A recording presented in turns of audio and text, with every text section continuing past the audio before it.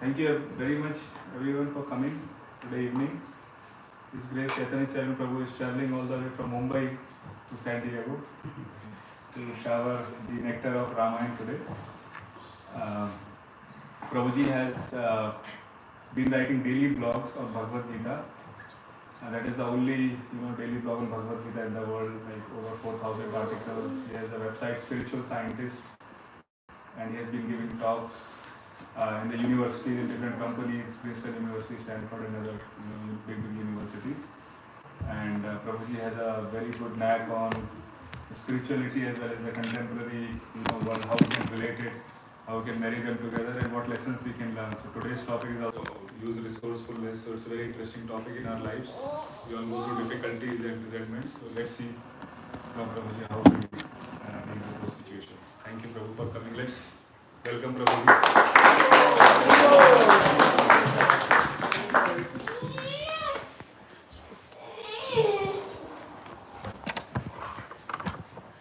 Om Ajnanatimirandhasya Jnananjishakaya Chakshurunmilitam Yena Tasmai Shri Gurave Namaha Nama Om Vishnupadaya Krishna Prishthaya Bhutale Srimate Bhakti Vedanta Swami Iti Namine Namaste Saraswati Deve Gauravani Pracharine Nirvishesha Shunyavadi Paschatyadeshatarine Vancha Kalpatarubhyascha Kripasindhubhyevacha Patitanam Pavanebhyo Vaishnavebhyo Namo Namaha Jai Shri Krishna Chaitanya Prabhu Nityananda Shri Advaita Gadadhara Srivasadi Gaura Bhakta Vrinda Hare Krishna Krishna Krishna Hare Hare Hare Rama Rama Rama Hare Hare Hare Krishna.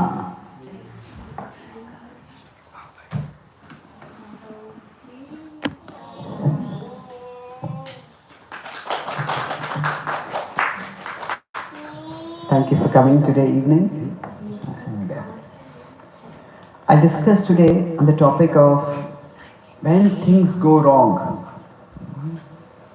How do we deal with those situations? I'll speak based on the Ramayan. We'll discuss one particular incident where especially things went terribly wrong. So I'll be using this as a whiteboard to write and draw certain things. Is that visible to everyone? Yes. So when things go wrong, our natural, in one sense, our reaction is to be resentful. Now, why did this happen? Why is it like this? Why is it like that? That's understandable. But a much more helpful response is to be resourceful. So how we can make this journey from being resentful to being resourceful. That's what we'll discuss. And we'll focus on one of the most traumatic and tragic incidents from the Ramayana, wherein Sita is abducted by Ravana. And how the things unfold and what Sita does at that time. We will try to understand that. Maybe those, all of you can sit on this side, so that those whoever comes here, they can sit here. Okay. That way.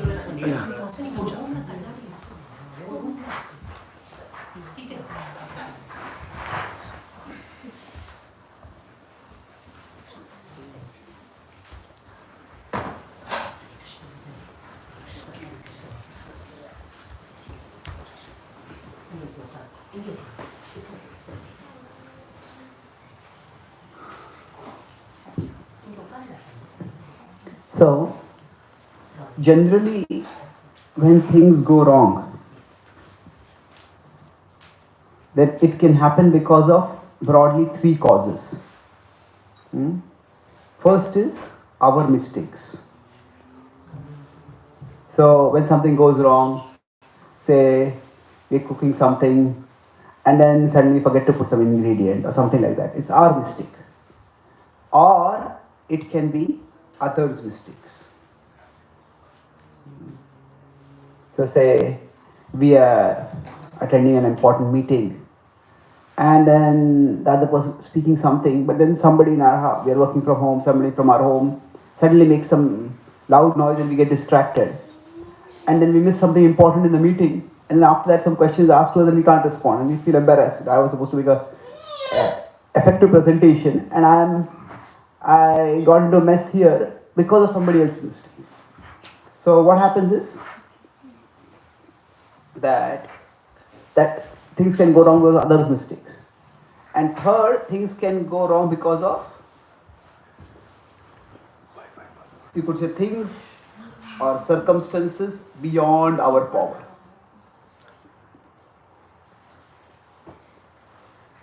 That means, say, is there some echo coming from somewhere? Somebody else is speaking something? Please turn off your cell phones. Oh, it sounds. Can you not hear something from? Okay. So, say we are going to our workplace and suddenly there is heavy traffic, or there is a storm. You just can't move. And in such situations, there are things beyond our control. So, broadly, when things go wrong, they have these three broad sources. Within the Vedic tradition, these three sources are what is broadly called as Adhyatmik. That means things which come from within us. There is distresses that are caused, the trouble that are caused by our own mistakes, our own improper handling of our body and mind, are not focusing, are not being careful. Then there is Adhi Bhautik. So this is where people around us, Bhautik is around, people around us, they lead to some problems. And the third is, anyone knows the third? Adi Daivik. So Adi Daivik is basically factors arising from nature, from things beyond our control. Essentially, of these three sources, things can go wrong. So now when things go wrong, we all have typical reactions. So for example, when we commit mistakes, we may beat ourselves up. When others commit mistakes that affect us, we may blame others. When just things go things go wrong due to factors beyond our control, then we just become frustrated. You might become angry. You might become hateful. So these are typical reactions that happen. So let's try to see how some or all of these factors played out in the incidents leading to the abduction of Sita. And then we'll see how she responded. So does anyone know where Sita was when she was abducted? Any of the children? Where was Sita when she was abducted? Yes. Okay. Yes, you would like to answer? She was in the forest. Oh, very good. Thank you. In the forest. Does anyone know which forest it was? Oh, excellent. Yes. Dandaka forest. Yes, Dandaka. Dandaka Vanajana Pavana Rama. As it is in the Dandaka forest. Excellent.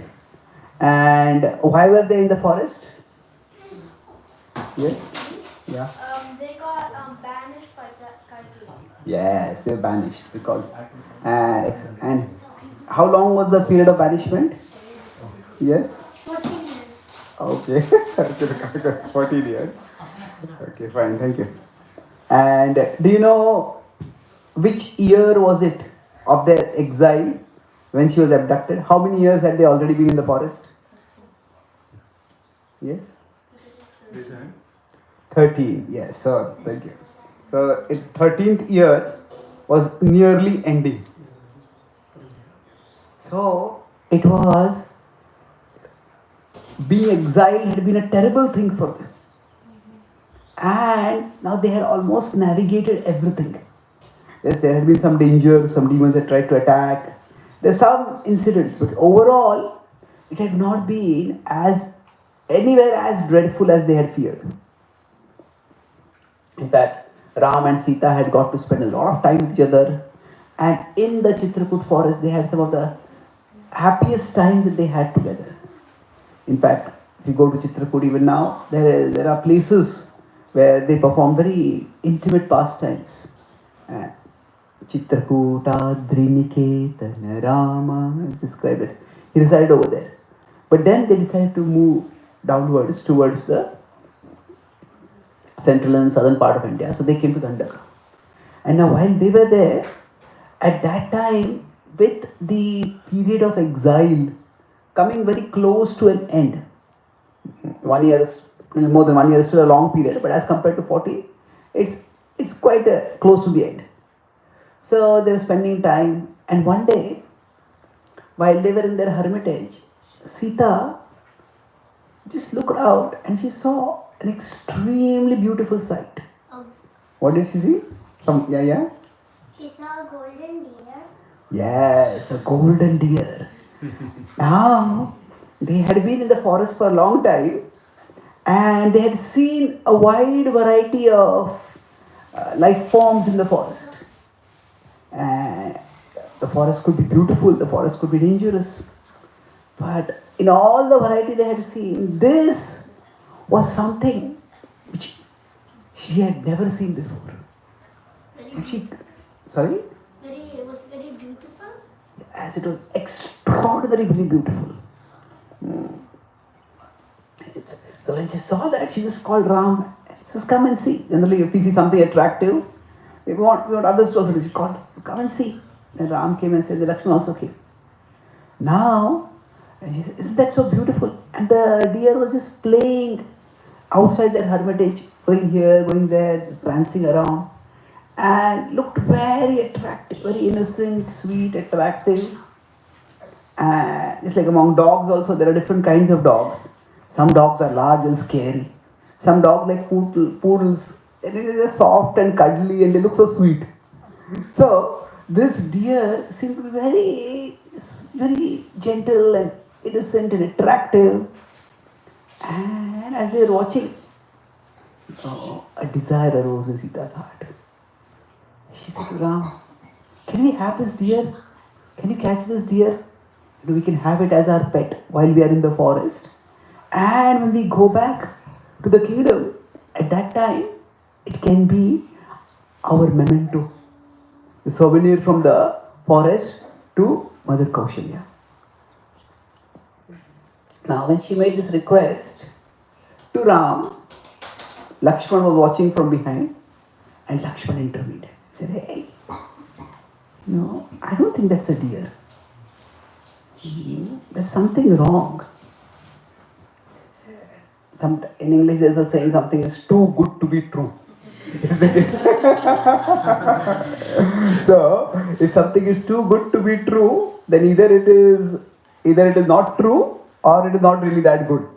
One of the things is there. So he said that if the deer were really as innocent as it looks, then why are all the other animals keeping a long distance from it? Wherever the deer is going, everyone else, all other beings are going away. Something is wrong over here. Sita looked at the deer again and she said that, Lakshman, it's so cute. You're so suspicious. There is no need. Can we get that deer? Turn to Ram. Now, at this point, we can see that first, the sequence of events that started, that ended in Sita's abduction was, the first was Sita's desire. Now when it was a desire, it was at this level, it was a simple desire. It was also to some extent a selfless desire. There was nothing wrong in it at this point. And then, now Ram heard Sita, Ram heard Lakshman. And then he thought that Sita has been with me in the forest for so long. She's practically never asked me for anything. And this one thing she has asked, how can I say no to her? At the same time, he knew that Lakshman's suspicions could be warranted. So he said, Lakshman, I'll go and catch the deer. You stay here. And you guard Sita. If there is anything fishy, anything suspicious, anything dangerous, then you protect Sita. And then Ram ran out of the hermitage to catch the deer. But the point was not to kill the deer. They wanted the deer as a pet. And as soon as the deer saw Ram coming, the deer started running. Now, this was understandable, it was expected. It was a wild deer. It didn't know why this human is coming toward it. And then as the deer ran away, Lord Ram ran after. And as Sita and Lakshman were watching, Ram disappeared into the thicket of the forest. And then Ram was a Kshatriya warrior. At this time he's of course God, but within the Leela, he's still in the prime of his youth. He could run very fast. And just when he seemed to be closing in on the deer, at that time, the deer would just take a giant leap. Unlike any normal deer. And Ram was surprised, what is this? And then again he would close in, and again the deer would take a giant leap. And after some time, as Ram kept closing the deer, and he was ready to pounce on it so that it would not leap, and suddenly instead of leaping, the deer just disappeared. And then it appeared at a distance away. Now, by this time, Ram had been chasing the deer for a long time. So he started having that doubt which Lakshman's words had already planted, started rising and rising within him. So now, when Ram's departure from there, now was that a mistake? Well, at that time, it seemed like a harmless request, and there didn't seem to be any danger. It was to fulfill a harmless request, or at least a seemingly harmless request. But then, here that deer lured Ram away. And then finally Ram decided that this cannot be an ordinary deer. The way it is jumping, the way it is disappearing, the way it is reappearing, it must be a demon. And then he took out his bow, put an arrow on it, and Lord Ram is known as Amogha Sharam. Amogha, Mogha means waist. Shara is bow. Does it mean bow? No, it means arrow. So Sharam, Amogha Sharam means one whose arrows never go waste. It means when he shoots an arrow, it will always hit a target. So he shot the arrow. And although this time the deer tried to jump and leap, Lord Ram's arrows were so speedy and so accurate, it went and hit the deer. The deer was about to leap into the sky and fell to the ground. And when it fell into the ground, it suddenly transformed. Many demons or many beings have the capacity to change their forms. In modern fiction also there are the idea of shape-shifting monsters. They keep changing their forms.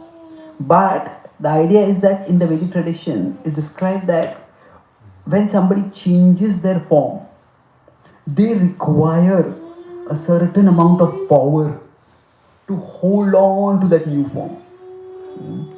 And that's why when they are wounded, then all their energy gets concentrated in trying to fight the wound, trying to survive.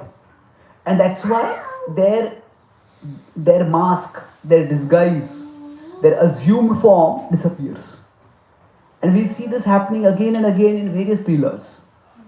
Now, Putana came as a beautiful maternal looking woman, and when Krishna started sucking her life air, and she transformed into a giant demoness. So that's what happened over here also. Now this was surprising, this was concerning, but what happened thereafter was what was alarming for Lord Ram. This demon spoke, in fact screamed at the top of his voice. And he called out. You know what he called out? Yes? Put some chaddar there. Put something there. Yes, he called out, Lakshman, Lakshman, Sita, Sita. He called out in a very loud voice. And Did he speak in his own voice? No. In whose voice he spoke? Rama's voice, yes. So when he spoke in Rama's voice, immediately Ram recognized this is some kind of conspiracy. See, there is a straight attack. That is, there's a difference between an attack and a conspiracy. Generally, when an attack is there, the attacking army just comes from the front and targets the other army. But when there is a conspiracy, basically there's a... Oh, it's coming from my...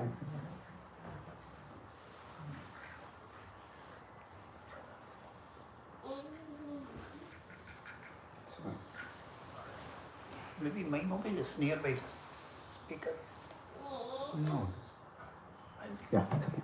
Sorry? I'm taking my mobile there. I'm not sure. Maybe my mobile. Okay, this is fine. Conspiracy. Okay. My chat GPT was in a conversational mode.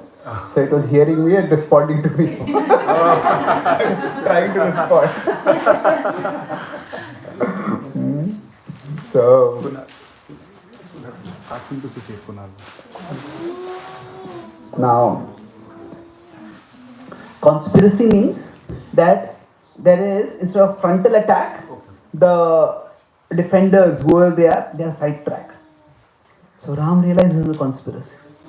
And at this particular point, he immediately turned back. He just examined that now that deer, that demon, whatever it was dead. Zaro had done his job. But in this time, Ram had come far into the forest. He turned back and immediately started running back. But he was a long, long distance away. And although Lord Ram is God, Leela means that he does not always act as if he is God. There are times when he reveals his divinity, but much of the time he acts like an ordinary human being. And because demons in general are more powerful than human beings, and humans are less powerful, so when the demon screamed, that scream went a much longer distance. Now Ram could have screamed, "Now I am safe, no need to come." But that voice would not have gone that far. So he ran back. Now when Sita heard that voice, now she had already become more and more anxious. At one level, she had the desire to get the deer. But there was a part of her that was also concerned. Might Lakshman be true? Might there be some danger? And it's one thing if someone we love is in danger. It's another thing if that person, that loved one is in danger because of what we told them to, isn't it? Say if somebody is coming from office and there's a storm, our family member is coming from office and there's a storm, we'll be worried what happened. But if we ask them to go out and buy something urgently and then a storm comes, then you may think, should I have actually sent them? So, along with the fear, there was a bit of guilt also. That did I do something wrong? And then, when Sita heard that Ram is calling out,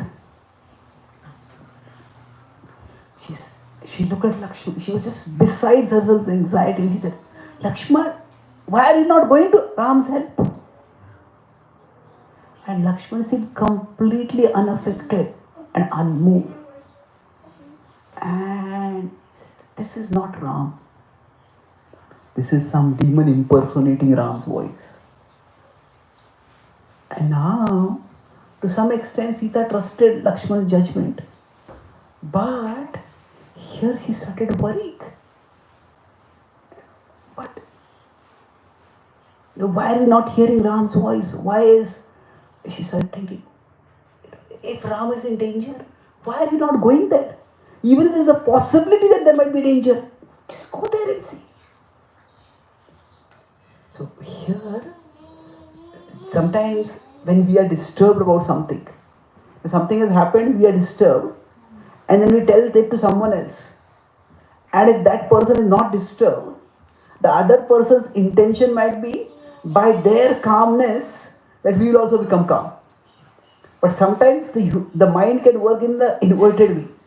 If first I am disturbed about what happened, and then I am disturbed that you are not disturbed when I tell you what happened. If we are disturbed about something, this is terrible, and nothing, why are you so worried? Their intention might be to reassure us, but it has the opposite effect. It is serious, how can you not take it seriously? So she became even more disturbed by that. And when she became disturbed, and Lakshman just didn't seem to be taking her concern seriously. And then she somehow wanted Lakshman to do something. And when emotions become too strong, then emotions, they don't just silence our intelligence. Sometimes it is that emotions can actually power our intelligence. See, what should happen is that our emotions are naturally there, but our intelligence is also there. All of us have these two faculties, the emotion and reason.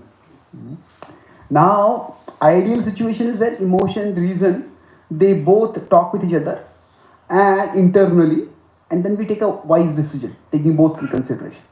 Sometimes when the emotions become very wild, then the reason has to control the emotion. Okay, don't get so worried about these things. Now sometimes in this battle between emotion and reason, say this is emotion and say this is reason. So emotion may pull us in one direction, reason may pull us in another direction. And then there's a tug of war. But sometimes the emotion can become so strong that the reason becomes tiny. And then the emotion overpowers the reason. Now this is at one level bad, but there's something worse. What happens is emotion, so here reason is pulling in this direction and emotion is strongly pulling in the other direction. But sometimes what happens is emotion converts our reason. That means where emotion wants to go, reason becomes an obedient follower.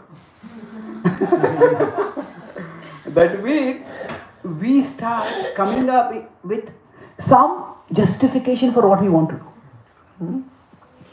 So Krishna says that self-destructive desire can occupy not just our mind but also our intelligence. That's why sometimes people come up with reasons that to other people may seem completely ridiculous, but to that person it feels reasonable. Yeah, I'm giving you a reason why I'm thinking like this. Why am I doing like this? But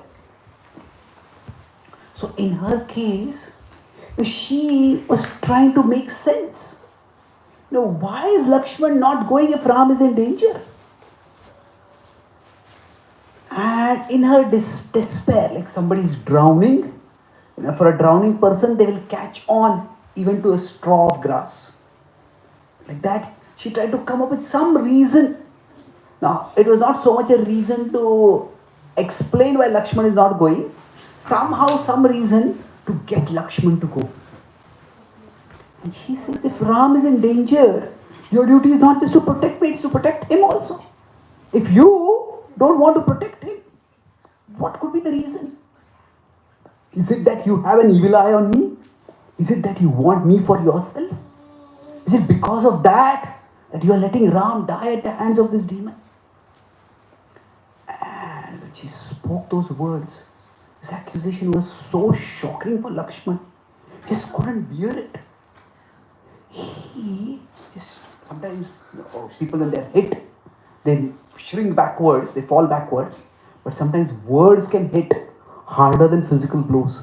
Just shrank back. He says, "Oh Sita, you do not know what you are speaking. But your words are unbearable for me." Sita was so frantic with anxiety. And she said, but if you have such an evil eye, you will never have me. I will rather die than ever be touched by anyone other than Ram. And he was just going on and on. What Lakshmana was speaking. Sometimes when we are so caught in our emotions that we don't even notice other people's emotions.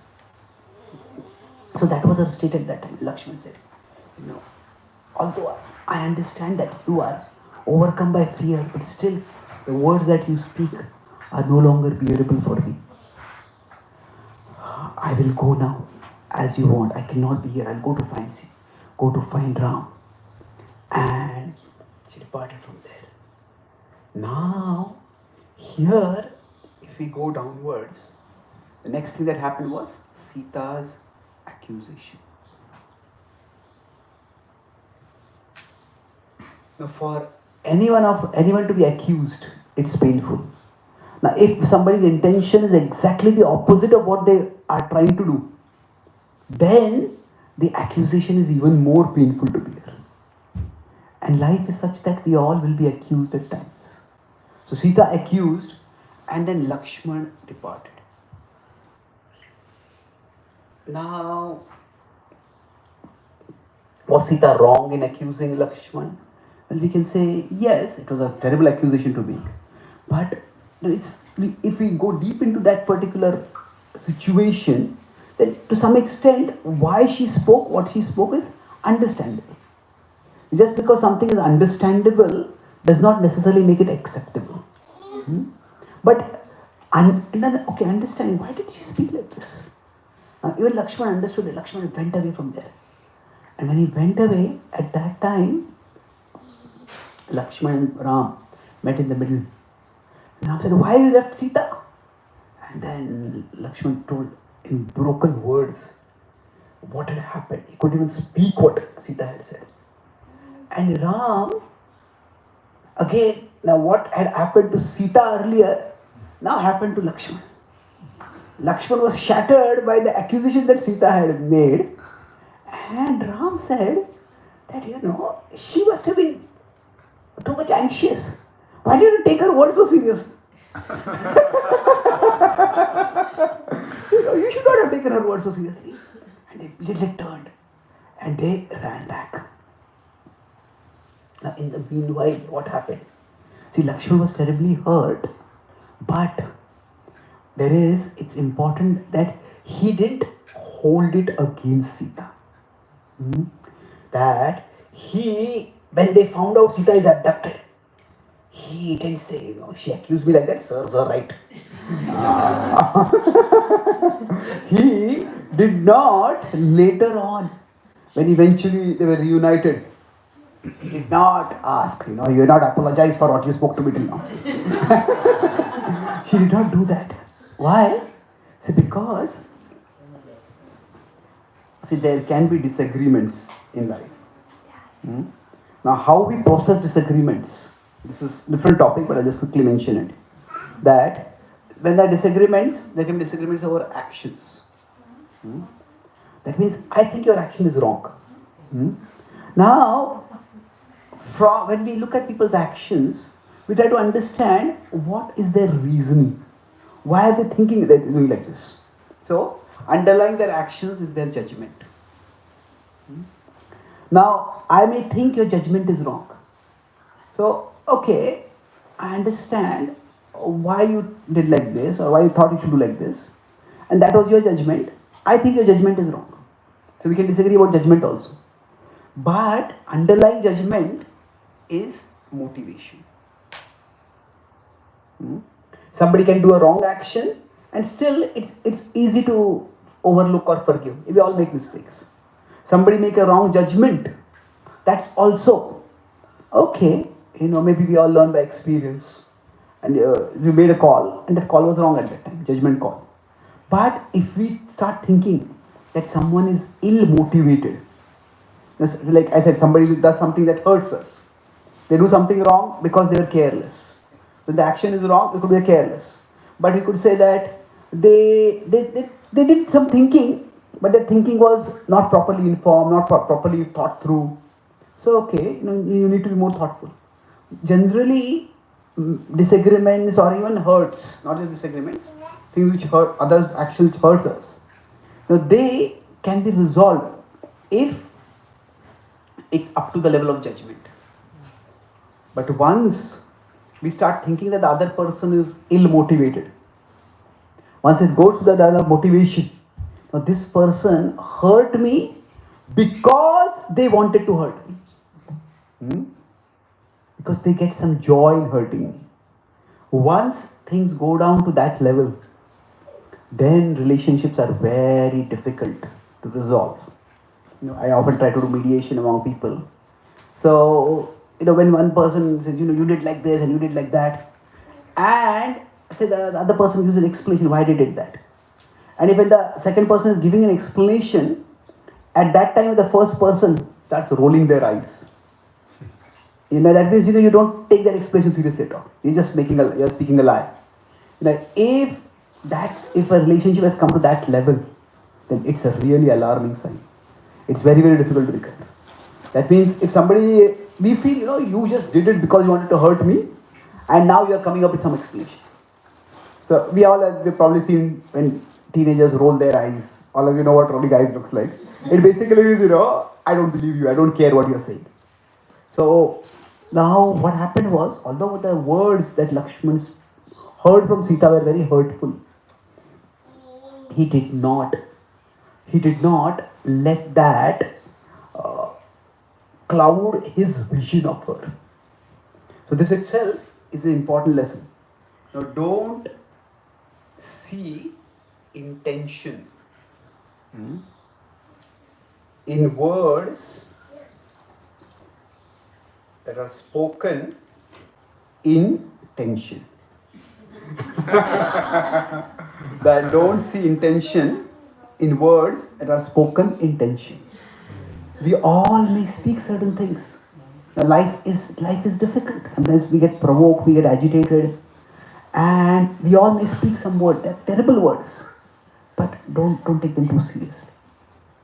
So let them go. So Lakshman let them go. But at that time, we could say that Sita was left unprotected. So was that Lakshman's mistake? So we are seeing how one after another things start going wrong. Now after that, the next thing that happened was that after Lakshman had left, now Ravan had schemed in such a way that he thought that if this deer comes and deer dances, Sita will be attracted and she will want that deer. He thought one of the two will go. Either Ram will go or Lakshman will go. Mostly thought Ram will go and say, and then he will call out to Ram, or he will call out to Lakshman. And when Lakshman went away, and he was also not sure Lakshman will go or not. If Lakshman doesn't go, he was ready to fight with Lakshman because he had heard about Ram's power. Ram had single-handedly destroyed the entire regiment of the Ravanas at Janasthan. But he had not known about Lakshman's power. He thought maybe I'll deal with Lakshman. But Ravan started thinking that, my plan is working like a dream now. Everything is working out perfectly. His plan was working like a dream, but it was a nightmare for Sita. So when he came, he initially came in the garb of a sage. Now his reason for the garb was that he didn't want to raise the alarm. He didn't want Sita to raise the alarm. He didn't want Sita to be alarmed. He actually initially didn't plan to abduct Sita.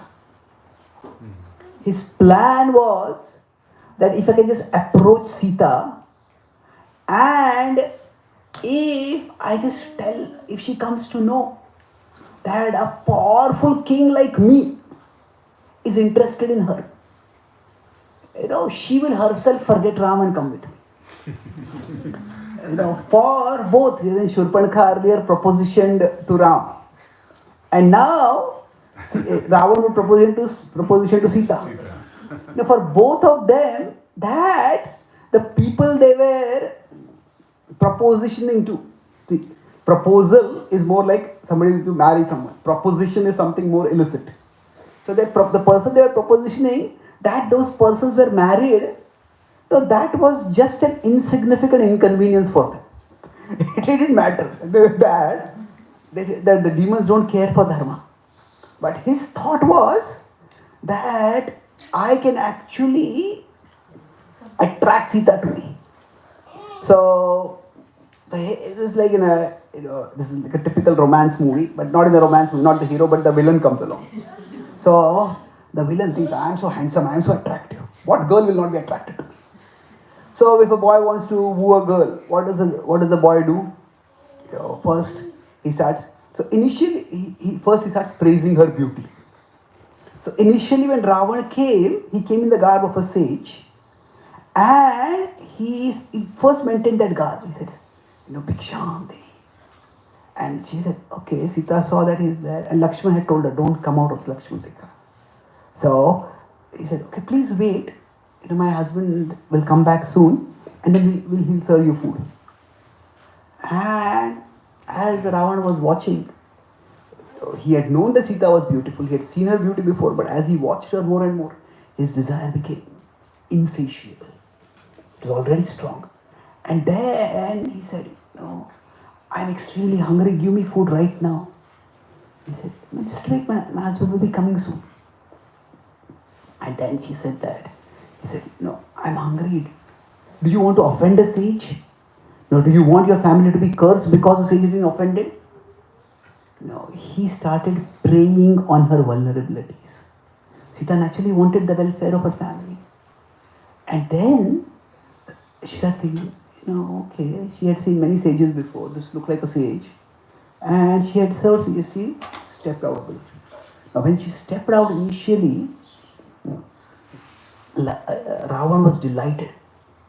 But Ravan, he said, he forgot that he was dressed like a sage. And he started praising Sita's beauty in very explicit terms. And Sita was taken aback. No, this is not the kind of behavior expected from a sage. This is, who is this? Who is this? And then, so Ravan, so typically, so she was taken aback. She was shocked. He says, who are you? What are you speaking, O sage? And then Ravan remembered, oh, I'm a sage. I'm not a sage. And then he started speaking. He said, actually, I am Ravan. I'm the king of demons. I have a city that is filled with gold. See, typically when a boy wants to woo a girl, what he will do is he'll praise, say, her beauty, and then he will brag about his own wealth. And then the third thing is, so when he started bragging about his wealth, he was thinking Sita will be impressed. But he went on and on speaking, and Sita didn't look at all impressed. He got annoyed. So then, if somebody is bragging about themselves and the other person doesn't seem to be interested, what could be the reason? Now maybe that person is interested in someone else. So then he did the typical third thing. That is, so you praise the girl's beauty, brag about one's own wealth, and then third thing is trash the competition. So he started criticizing Ram. This Ram is just a worthless beggar. What can he give you? He can give you nothing. I can give you the wealth of the whole universe. You will become my chief queen. Now, Sita initially was alarmed to see that this is Ram. He was bragging. But when he started criticizing Ram, she just became disgusted. She became enraged. And she started turning back to, again going to the protected circle. But Ravan saw that his words were not having any effect. And that's the time he swooped down on her and he caught her. And he caught her. His plan was, if his seduction didn't work, then he would use abduction. So he abducted her. And then he started dragging her. He had his chariot nearby. He summoned his chariot. Chariot came and they got on the chariot. Now as Sita was being abducted, she realized that what is happening was horrible. She started calling out, screaming for help. And when she was screaming for help, at that time, she saw somebody over there who could help. Who was that? Jatayu. Now she was a warrior princess. Now as a warrior princess, she could assess the strength of different people. So now here, if we go down in the sequence, what had happened was Lakshman had departed. You could say, now when Sita came out of the circle. So because maybe this was a mistake, we'll look back later to see what is a mistake and what is not a mistake. But the key point over here is that this is what happened. Sita came out and then she was abducted. And now she was a warrior queen, and although she was panicky that she's being abducted, but she quickly assessed that Jatayu will not be a match to Ravana. Jatayu was powerful, but he was still old. And she said, Jatayu, she called out to Jatayu, Jatayu, please don't try to stop Ravana. Please just inform Ram that I have been abducted. Now, she wanted to make sure that this Ram knows where I have gone. What has happened to me. It was not just when she was telling him, it was not just that Ram should come and protect me and for her own safety. She also wanted Ram to know. See, when someone is disappeared and they have no clue where they have gone, then the anxiety is so much more because you don't know what to do. If we know what to do, then at least some level the anxiety is mitigated. So then, but to her dismay, Jatayu didn't seem to listen to her. Jatayu sprang up and he confronted Ravan. Ravan just neglected this. Who is this bird, vulture? I don't care for it. Jatayu tried to speak some good sense to Ravan, but Ravan was beyond hearing in good sense. Then Jatayu attacked Ravan. And initially Ravan thought this bird is insignificant, neglected the attack. But Jatayu fought fiercely. That is the whole enormous story about what happened, extraordinary story. And Jatayu fought, and initially he seemed to be winning. He fought phenomenally. And he would come down from behind and just attack Ravan with his talons, with his beak, with his claws, and he'd rip his skin, and Ravan started bleeding. And he would drag Ravan by the hair and pull him around and then fly away. And Jatayu, what he was doing, the gods from the heavens were watching. They were amazed to see Jatayu's strength. And then Jatayu did something extraordinary. With his powerful wings, just slammed the carriers, the mules that were driving around his chariot. They just fell dead. Then he knocked off. He just ripped off the head of the charioteer. He slammed into the chariot. The chariot broke into pieces. And then now this happened. He had tried to attack Ravan, and what had happened was Ravan, he had ripped off Ravan's arms. He had tried to even pull off Ravan's head, but Ravan's arms reappeared. When he realized that I can't harm Ravan, he thought, let me at least stop him. And that's why he slammed into his chariot. And what seemed to be a victory, what seemed to be at least a breakthrough, initially unfortunately worked against him. Because Ravan came down. But now when Jatayu had to attack Ravan, he had to from above come down and then fly up again. When he was flying there in the sky, he could just come and go by. So he was coming in and going so fast that Ravan was not able to attack him. And Ravan realized that Jatayu is far more powerful than what I thought. And then he saw that I'm not able to get the better of Jatayu. Then he started playing the waiting game. Say suppose a tennis match is going on and the one player is better than the other player. The first player is winning. But the second player knows that this first player is injured slightly. This player maybe has a lot of talent but doesn't have a lot of stamina.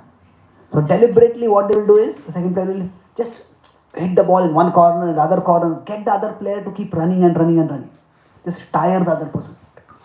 And once the other player is tired out, then even though that player will be talented, he just not be able to play. So Ravan just started playing the waiting game. Jatayu would swoop in to attack Ravan and Ravan would just dodge the attack. And then slowly Jatayu started getting tired. Now Sita was watching all this. Sita had run away nearby and she was watching from a safe distance. And finally, to her utter horror, she saw that as Jatayu swooped down, Ravan this time dodged again, but he was noticing that Jatayu was slowing down. And because he saw now he's going to slow down, he's just grabbed that opportunity and instead of just moving aside, he dodged the attack and immediately plunged back and swung his sword. And Jatayu's wing fell off. Somehow with one wing, Jatayu tried to fly into the sky again. Although he tried to fly into the sky, first of all he was tired, second he was wounded, he slowed down. And then Ravan lopped off his second wing also. And Jatayu fell down wounded. And then immediately he turned towards Sita and grabbed her. And he started fleeing. Now he started using his own mystic powers to fly through the sky, holding on to Sita. Right? At this point, Sita could have got angry with Jatayu. I told him, don't try to stop. Don't try to stop, just inform. Now the Jatayu was so severely wounded. She didn't even know whether Jatayu was alive or dead. Most likely he was dead. That would Ram even be informed what had happened to her? So then here you could say Jatayu's decision. Was it a right or a wrong decision? Now whatever has happened had happened. As she was being taken to the sky, she was calling out to whoever might help. But Ravan was such a powerful and dreadful being that nobody dared to intervene. And then her screams, her lungs were getting tired. Her screams now started becoming whimpers. She couldn't even call out. And yet, whenever she would see any being, she would try to call out. And then suddenly, she saw, as they were going through the air, she saw a small group of large monkeys over there. And she called out, help! And they looked up. When they looked up, they were way up in the sky, Ravan and Sita, so they couldn't do anything. But she saw they had kind looking faces. So she thought, I must do something. So while Ravan was holding on to her, she just quickly, with her hand, she took off some of her ornaments. She tied them in a cloth and she bundled it and threw it down. Now all this happened within moments. It was not that Ravan was slowing down his flight to do some sightseeing over there. So Sita saw, and within moments she made the decision. She had that presence of mind. And those those ornaments were collected by those monkeys. Who were these monkeys? Sugriva. Sugriva, and who also there with him? Hanuman, yes. Good. So they collected, and later on, when Ram came to search for Sita, at that time, they gave her those jewels. And then, when Ram saw those jewels, that gave him the assurance that Sita is alive, that Sita is still waiting for him. Sita has left a clue for him. It was a small gesture, and Sita didn't even know whether those ornaments would be found or not. But while the gesture of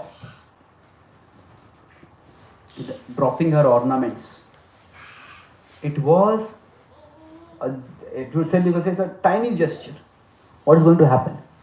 But it had a mighty significance. The significance was that Sita had not lost hope. When the things go wrong, the greatest danger is not that things go wrong. The greatest danger is that because things go wrong, we start losing hope. So Sita had not lost hope. Sita had held on to that hope that Ram will find her. Now, she could have got angry with herself, she could have got angry with Lakshman, she could have got angry with Jatayu.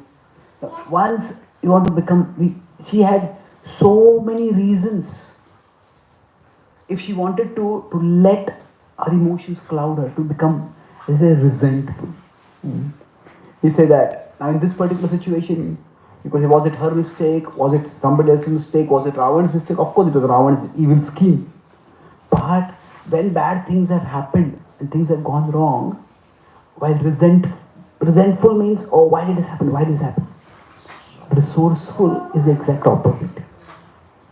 So Sita, in dropping those ornaments, she showed that she was resourceful. And her resourcefulness arose from her faith in Lord Ram. So for most of us, we may not have to ever go through such a traumatic kind of situation, but we all go through situations when things do go wrong. And when the natural reaction is to be resentful. So I'll talk about how we can become resourceful. Now, what does resourceful mean? I'll talk about, this is the last part of the talk, I'll talk about 2 aspects of resourcefulness and then 3 steps towards being resourceful. So, what are the 2 aspects? See, basically in our life, there are our situations and then there are our expectations. So, we find ourselves in a particular place. And we had some expectations when we came there. So we take up a job and we thought, okay, this job will be in this particular field, I'll have this kind of colleagues, and then we find something else. So there's often a mismatch between situations and expectations. Now when this happens, being resourceful means that we do one of 2 things. One is that we adjust situations to match expectations. That means we change the situation. But the other is the opposite. We adjust our expectation to match the situation. So in life, both are required at different times. So often in today's world, the first category is glamorized. Like some people say that, I never take no for an answer. I force the world to bend to my will. I'm an achiever, I'm a winner. That's the propaganda. And yes, if somebody does that kind of determination is praiseworthy. But at the same time, our greatness is seen not just by how we get the world to bend to our will. Greatness is also seen in how we can gracefully accept when the world says no. Because nobody is powerful enough that they can get every situation to match their expectation. So greatness involves not just a great determination to change situations, but also involves a sound intelligence to know which battles should be fought. Okay, the situation can't be changed, let it go. So for all of us, being resourceful means we have these 2 things. Either I do this or I do that. And knowing when to do what. Quite often, if we just leave it to our mind, we end up doing the opposite. It means when the situation can be changed, we don't change it and we remain passive. And when the situation can't be changed, we keep trying to change it and we get frustrated.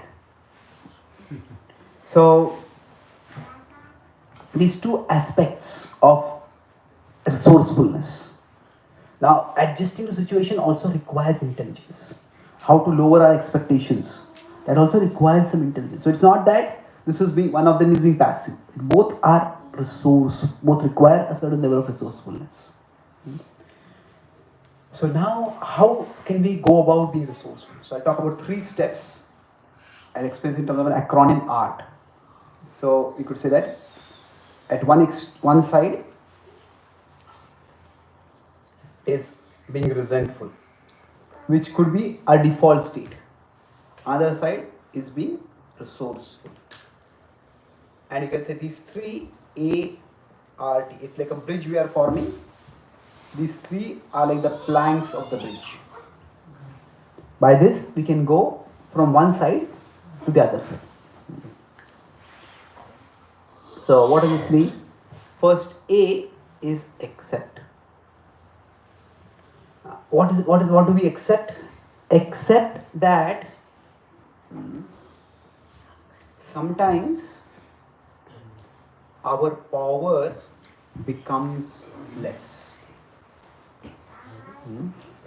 That sometimes, whatever be the reason, that means it could be my mistake, it could be somebody else's mistake. Say I wanted to reach to a meeting on time, but there is a traffic jam and I can't just go. So my power to be punctual becomes less. So this just happens in life.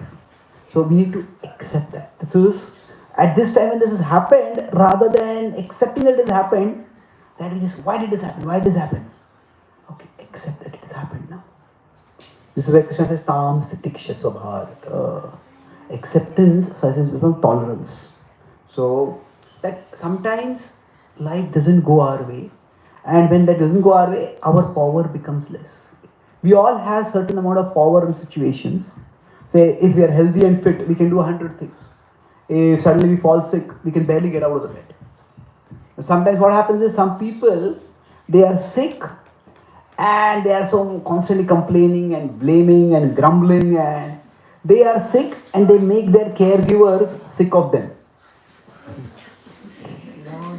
That is not required. Okay, we can sometimes life goes, we go through phases.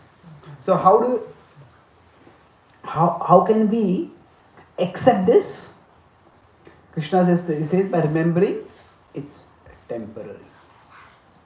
That we all go through phases. Nothing in this world is permanent.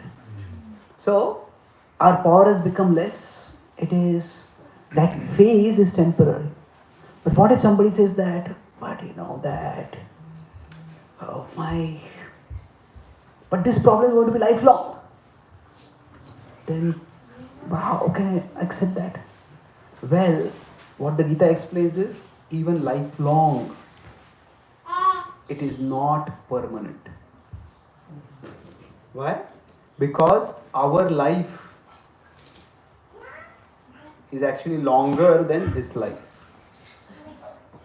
Isn't it? That we are spiritual beings. So even if some problem is supposed to be there lifelong, that is not too long, because we exist longer. So we are eternal beings. So it's only when we think the situation, if we just understand that it's temporary, we can bear it. If my power is lesser, the situation is temporary. Now when we say, how temporary is it? When is it going to end? Well, that we don't know. But nothing in this world is permanent. Now suppose a storm comes. Now when a storm comes, we naturally have to adjust our situations. But does a person worry? What if the storm never ends? No, storms can be terrible, but storms, they are not permanent. They don't last forever.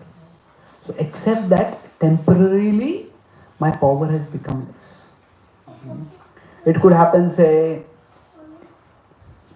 we take up a new job and we find that the workload is very demanding, or the boss is very exploitative, or the colleagues are unhelpful, or whatever. It's difficult. But, and we will feel there's nothing I can do about it. Well, okay, our power has become less. But it is temporary. Nothing in this world is permanent. See, what happens is, when we become resentful, there are reversible situations. And often, those reversible situations lead to reversible emotions. That is, one day, something happens, I feel this job is dreadful. Especially among teenagers and young people, it happens. There's two people feel that I've fallen in love, and then one person says, I can't live without you, I love you. And a few days later, I can't live with you. I hate you.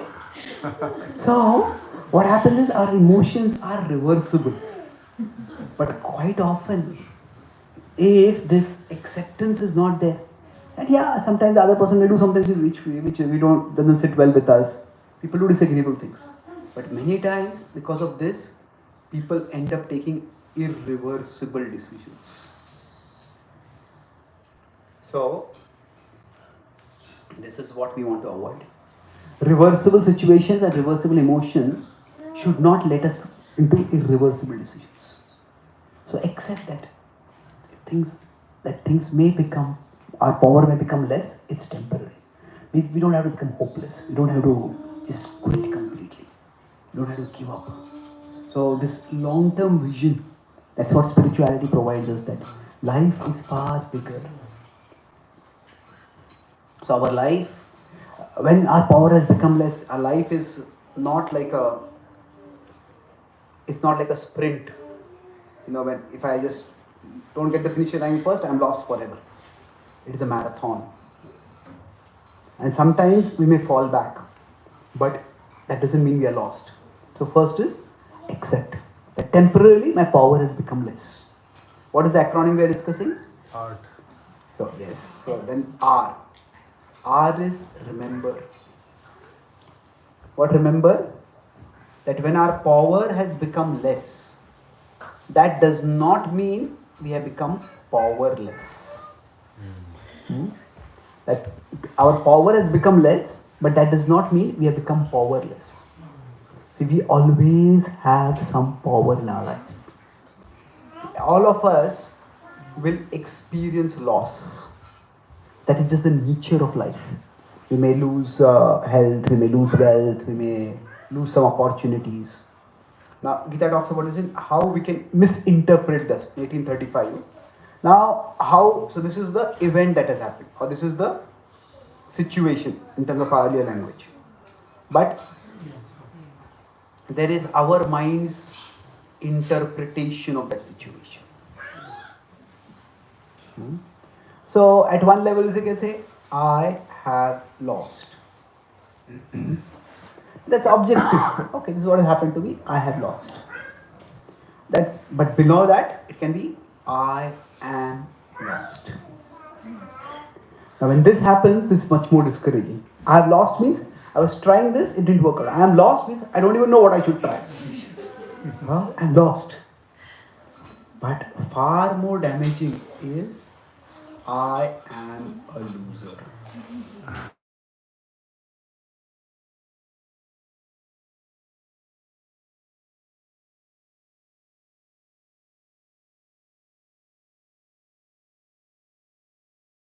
This is where a person goes towards, they can become so helpless, they can even become suicidal at that time.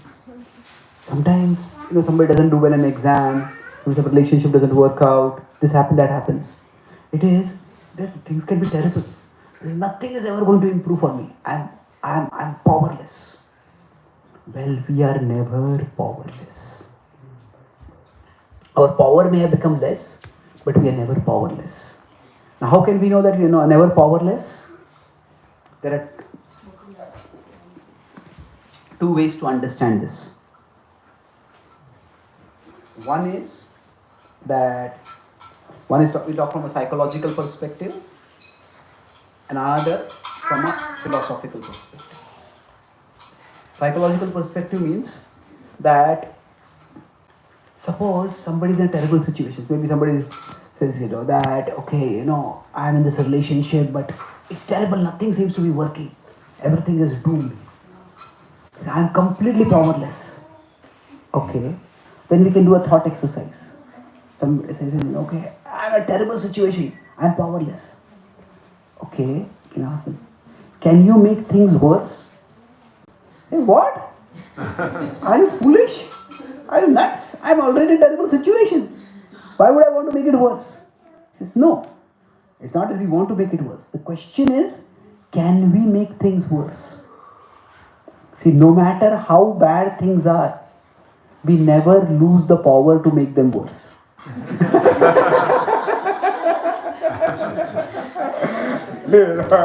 At least our relationship might be terrible.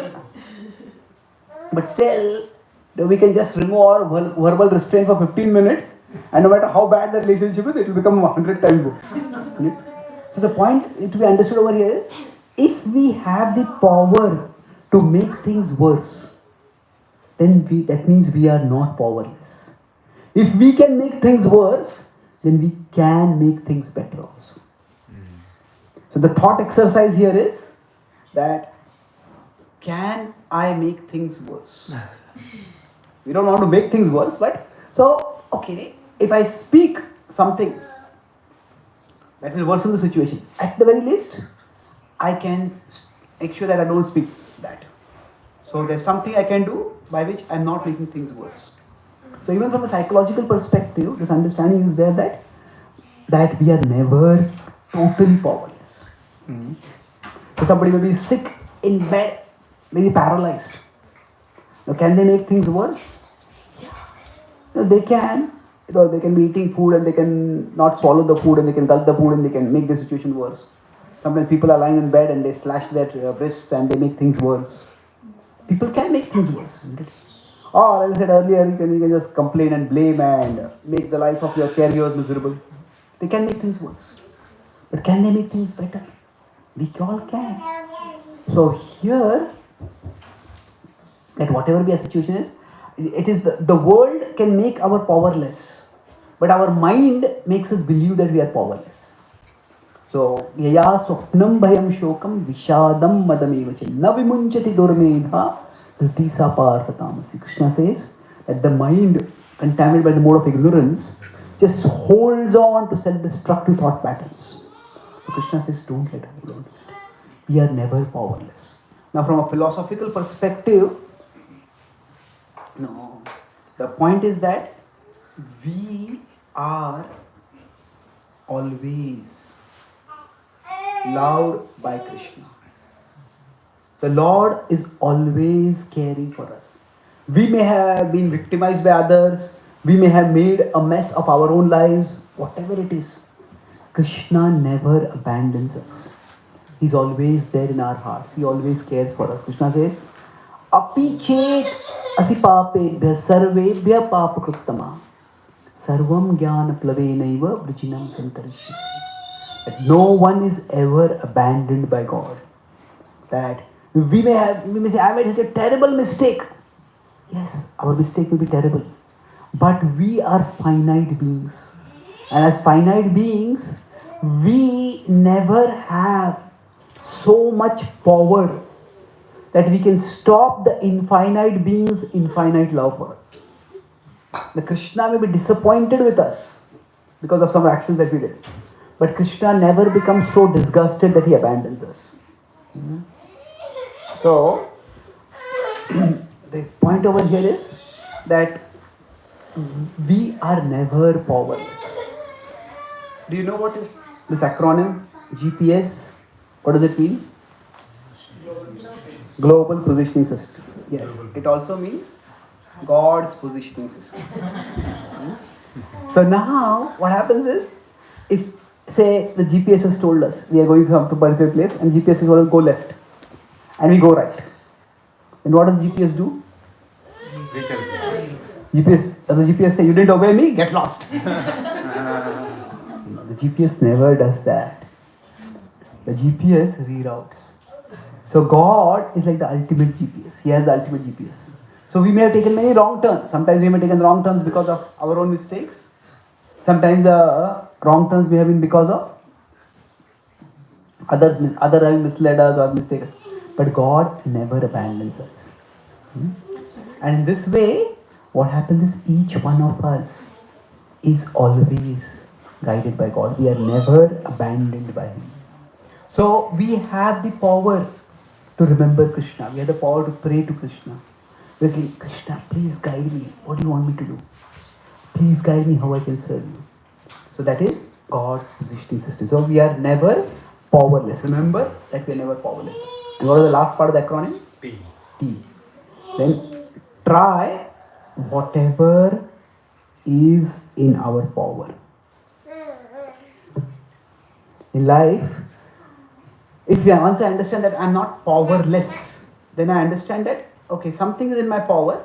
Let me see what is in my power and do that. So for Sita, what was in her power? She saw someone over there, she dropped her jewels. So for us, something is always possible for us to do. And when we think, okay, rather than asking the question, why did this happen to me? We change the question to, what can I do now? Krishna, the situation has come. How can I serve you in this situation? What can I do to make things better? So even if one door gets closed, 100 doors get closed, somewhere or other, some small light is there. From there we can find a way ahead. So whatever is in our power, we try to do. Sometimes when, say if you are walking on a road, and then the street lights just go off. Now we don't have the power to turn on the street lights, but we all can turn on our flashlight. The flashlight is not something which can actually replace the street light, but the flashlight can show us one step ahead. And that flashlight is our service attitude. Krishna, I want to serve you. Whatever the situation is, how can I serve you? So if we maintain that flashlight, one step ahead, one step ahead, one step ahead. We'll keep moving that one step ahead, and we will get to a better place. And eventually the street lights will also come back.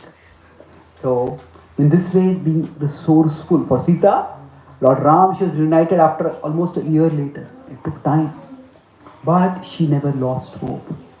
She kept trying what she could, and ultimately she was reunited with Lord Ram. So for all of us, this try whatever is in our power. And how do we find out what is try? We just change the last point I made. Just we always have some driving question going on in this. The question is why? Why did this happen? Why did this person do like this? Or even why did I do like that? Now there's a time to discuss that.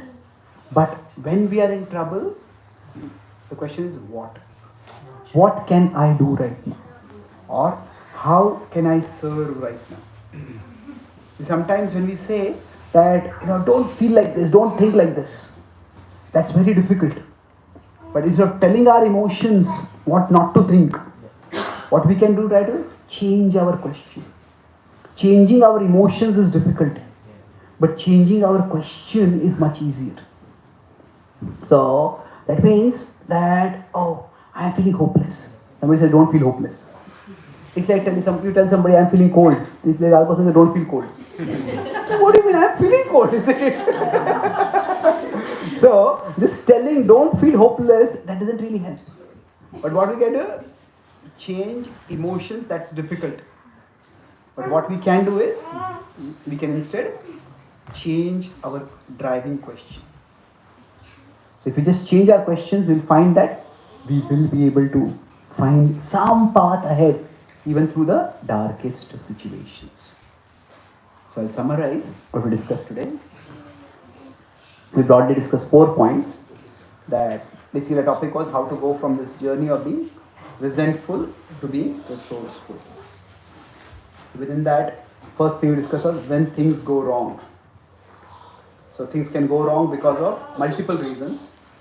It is our mistakes, others' mistakes, or just fate. Just things beyond our control. So when this happened, we discussed elaborately how this happened in Sita's case. And then we focus on how to deal with it. So we discussed 3 points: A, R, and T. What was A? Fixed statement. What was A? Anyone remembers? Yes? Yeah? Yes. What is the meaning of A? And accept. Yes. Very good. Except that sometimes temporarily our power becomes less. That temporarily. So why might it happen? It just happens.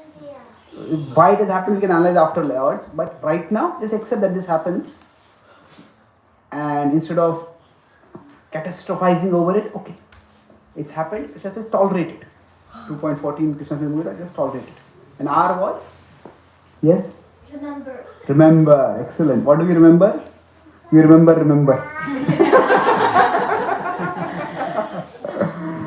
What do we remember? Anyone remembers? You remember Krishna. Yes. That's an easy answer. You can tell even if you have not heard the class. Remember that you have the, yes. Anyone remembers? Yes, you can. That your power may be less, but you're not powerless. Oh, you are powerful. Good one. Excellent. That we be powerless, that does not mean our power we are less. So we discussed this from both a psychological perspective that we can always make things worse, that means that we can also make them better. And from philosophical perspective, Krishna never abandons us. And the last T was what? Yes? Try. Try. Did you try to try? You try to give an answer. Like, what to try? Try not to make things worse. Try to get hope. Yes, good. I think that was a good guess also. Try whatever is in our power. So we understand that my power has become less, but I'm not powerless. So whatever is in my power, we try it out. So there we discuss the example that we may not have the power to turn on street lights, but we can turn on flashlight. And we can find one step ahead. And that one step we keep taking, we'll find that that flashlight will show me the next step. And the flashlight we turn on is the service attitude. Seva Bhava. That means service attitude is seen by changing the question, not why, but what or how. How can I serve you, Krishna? What can I do in your service right now? Just change that, then even from the toughest of situations, we can find a way ahead through the darkness. So, thank you very much. Hare Krishna.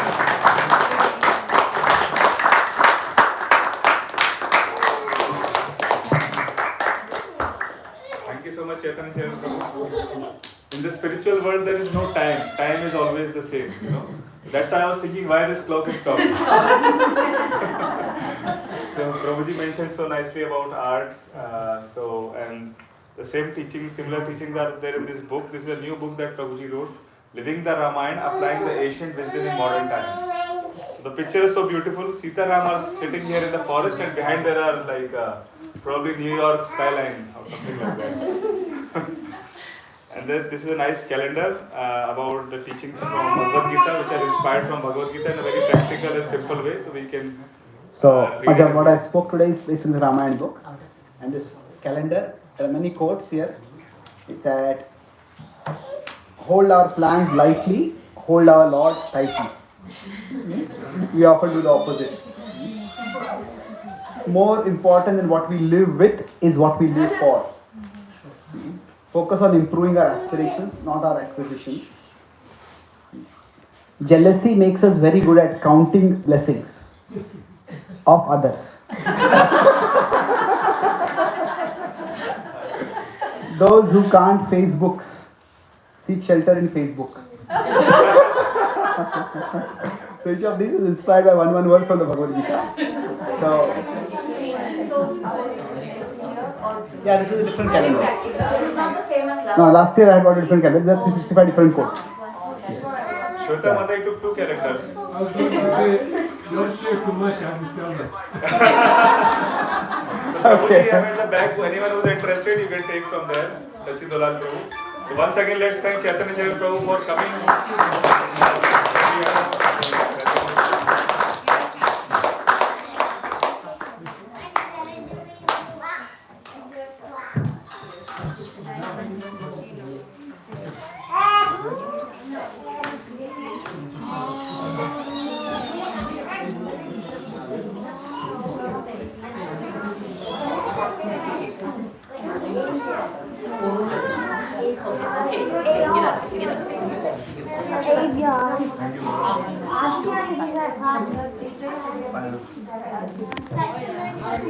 I actually recorded this.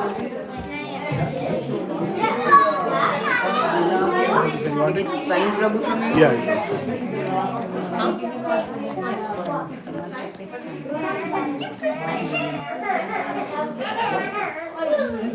Such a good luck.